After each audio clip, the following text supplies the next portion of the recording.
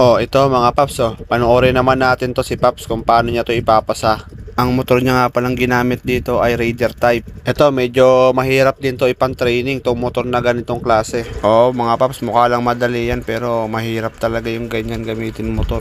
Tara, panoorin na natin. Ayan. Ayan, sa number 8. Okay naman. Okay naman si Paps. Magaling din naman si Paps, ha. Okay, oh.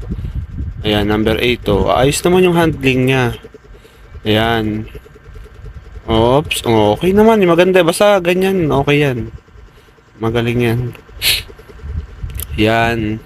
Okay, sa kabila siya. Ito na tayo sa kabila. Ayan, swerving. Banking. Oh, yun lang. Mali na. Naligaw agad siya. Sumorkat si Paps. Ayun, tumukod pa. Malamang sa malamang. Ano kaya mangyayari nito? Uy, tumayo na yung trainer. Yung officer, tumayo na at ipapakita sa kanya kung anong ginawa niya. Dahil ang ginawa niya ay sumorkat siya. Imbis na dapat mag-serve siya, ang ginawa niya ay dinaretso niya lang. Ayan, pinakita sa kanya. Kaya malamang sa malamang, automatic kapag ganito sistema, retake. Ano sa tingin nyo?